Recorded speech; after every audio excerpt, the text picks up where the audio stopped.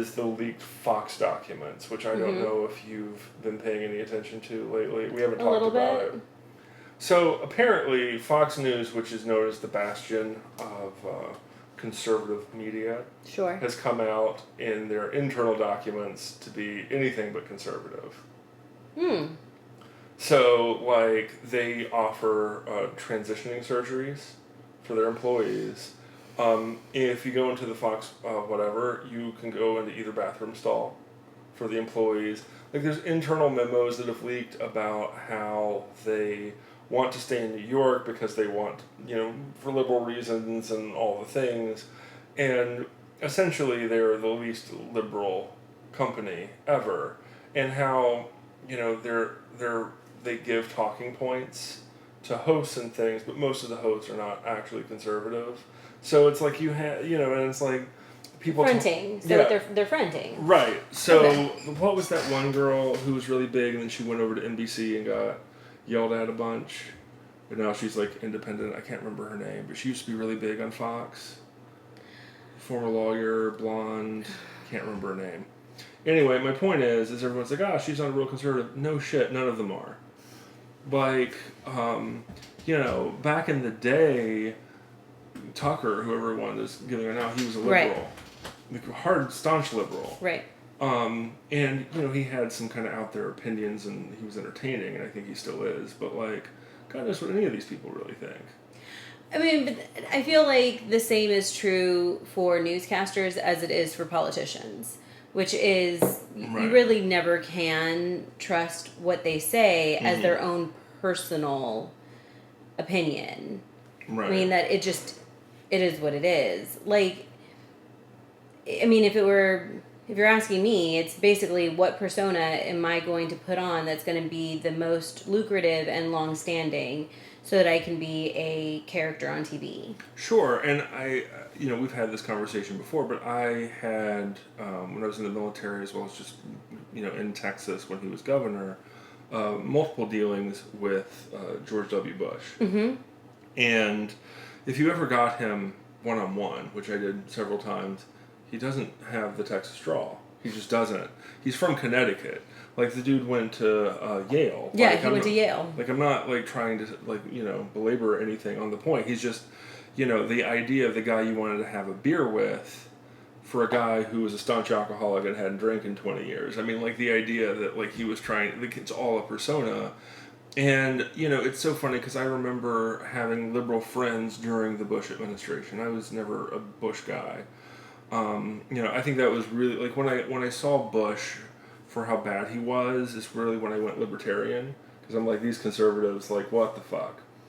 Yeah, I mean, it's really hard to be conservative and trust that there's so many rhinos. Right, like, trust that the people that you're following are actual true conservatives with your best conservative interests at heart. Right. I mean, they may have the people's best interest, but I feel like that's, any politician could say I have the people's best interest at heart, but then look at AOC. She does all sorts of crazy things.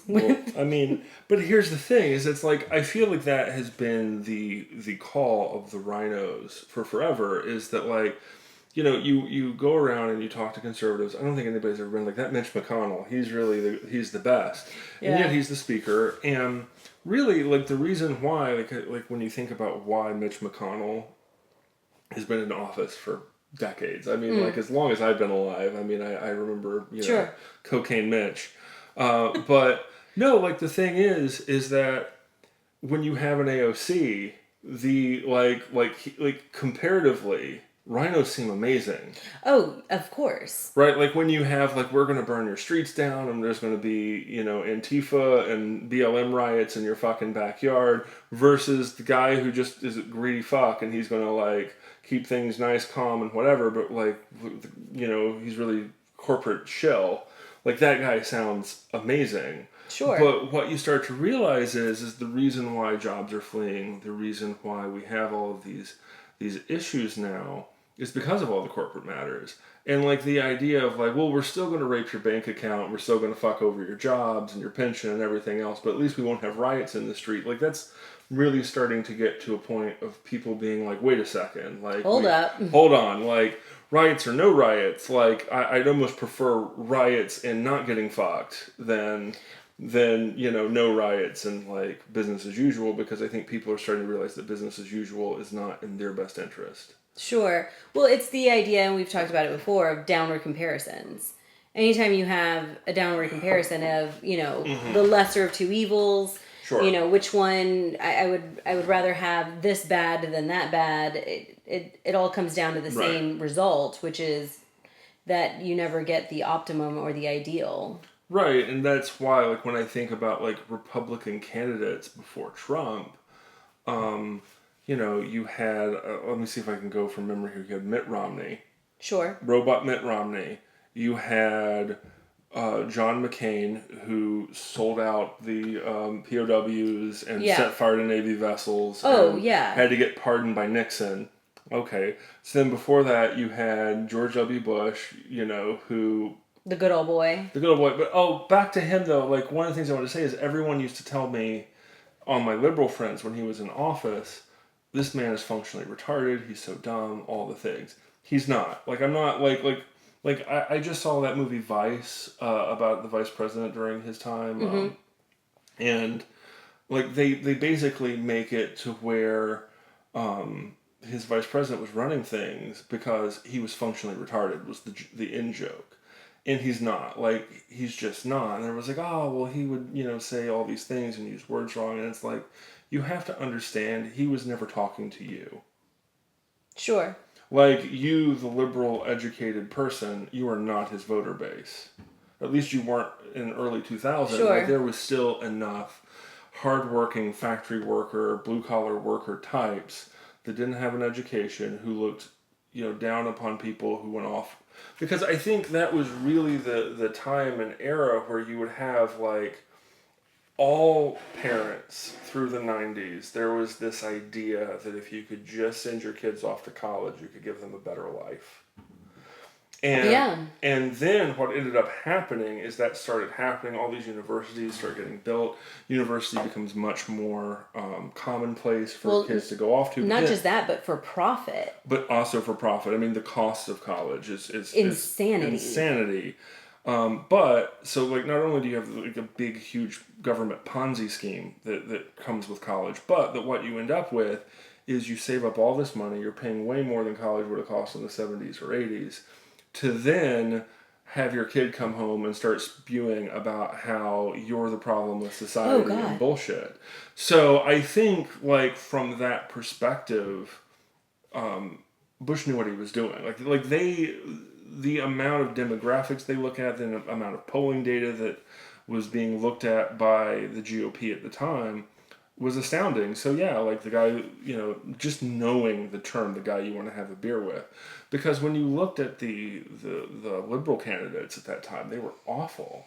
They really were. I mean, they still are. I mean, I think we still have Kerry in office now. Nobody likes that son of a bitch. I think the reason why I think he's in appointed positions now is because no one, even on the left, would vote for that asshole at this point. Like, he's so unlikable. And you also have, what's his face, Gore, who... Again, never... Robot Gore. Yeah, nobody ever says anything about, like, positive about him. No, not never. And, like, I remember when they used to do, because there was such a scandal with the Clinton sex scandal thing, I remember in the media, or during that 2000 election, about who would kiss their wife more. But the problem is like, if you're playing that game, you're already losing, because, like, the guy you want to have a beer with, who you can see having a functional sex life, versus a robot dweebish dude. And, like, every time he kissed his wife, it's almost like you want to grimace and be like, no one wants to see that, buddy. Like, you know what I mean? Sure.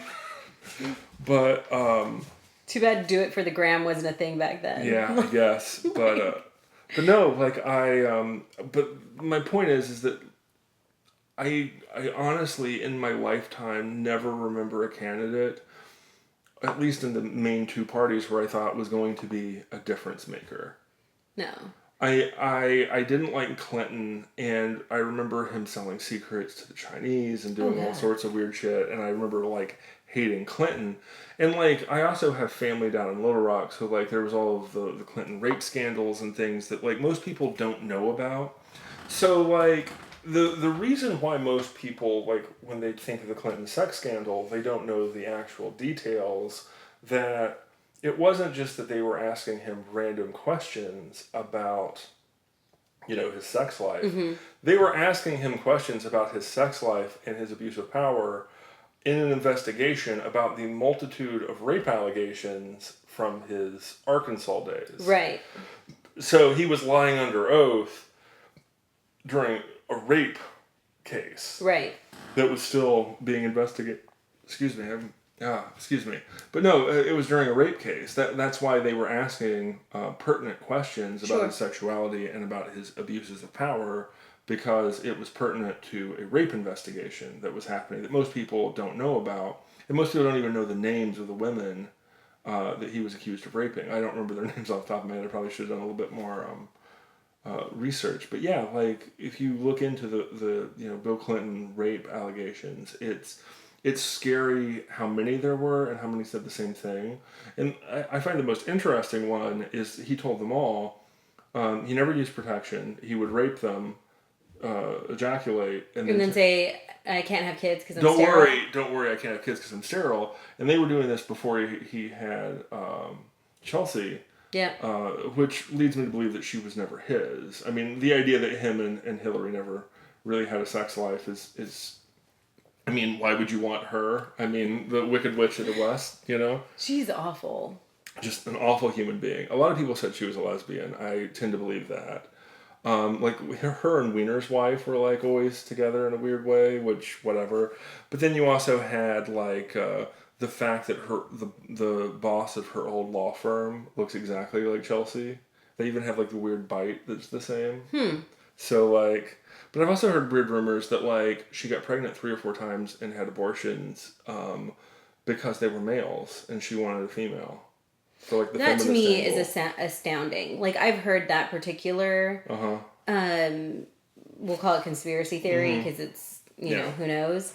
Rumors from her inner... Yeah, but, like, that to me is astounding. The idea that you would choose what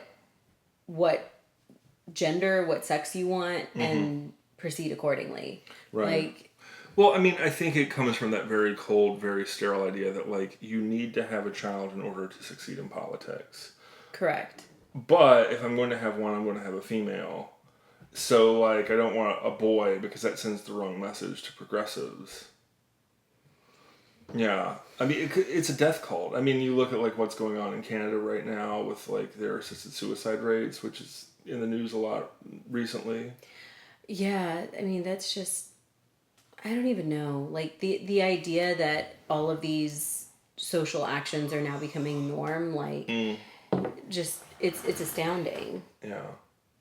Well, I think the thing with Trump that really, you know, I was a Trumper from the time the DNC leaks came out. Sure. So the reason why that mattered is there's a couple of things that I cared about in terms of, like, keeping illegals out of the country, which I think works for a multitude of different reasons, which I feel like is its own episode. Sure. But I was never, like, hardcore into him. Like, at the beginning of that election cycle, I was a hardcore Rand Paul guy. Like, that was my guy. But then, you know, what really, I mean, like, if you followed the Rands, both Ron and then, follow the Pauls, the Ron and Rand Paul. The thing is like, you look at their polling data, they were never given a chance. And no, they were cut off very early. They were always cut off early, and they were always cut off from top down. Right.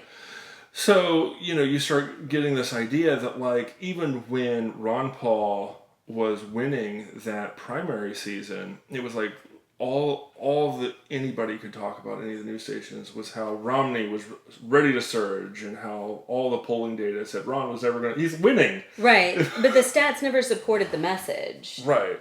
Which was always kind of weird to me. Like, so to go back to your point about news anchor personas, like the idea that they could just stone face and be like, this is the truth, while literally having the stats that are not corroborated. Right. Like, how do you do that? How do you just stone face a camera and just lie and be like, don't listen to the stats? Like, well, one of the things, like, here's one of the beautiful things during the Trump election too is like I was very iffy on him to begin with, but I told you at the time I was watching Alex Jones a lot, and one of the things Alex said that was I looked up and did my own research on was, if you remember, the Trump polls were abysmal. Like, I think it was like 35 to 65 or some crap like that, right?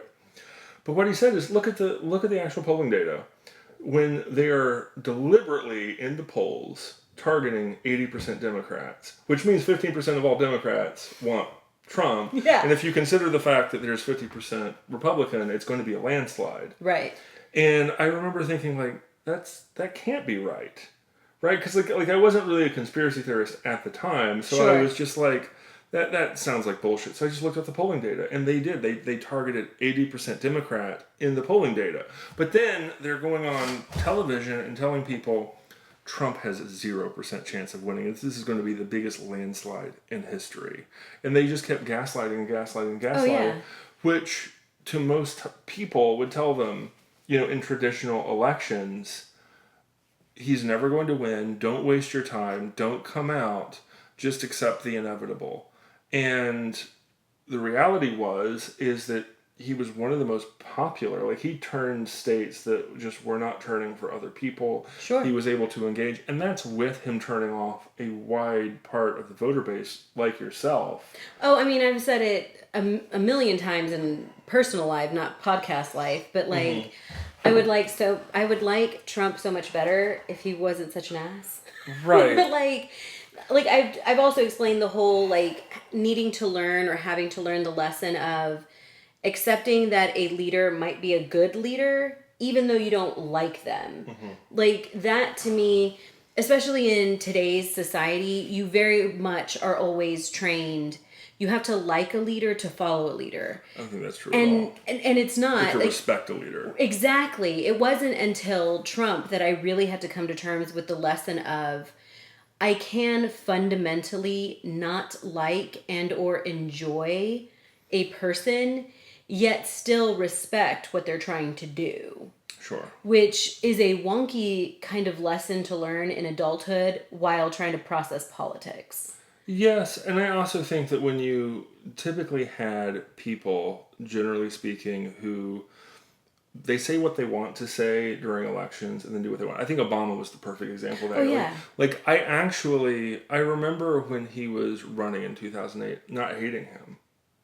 Yeah, like, he really, like, listening to what he said, I want to say that was one of the very first years that I ever actually went online to look at political agendas. Sure.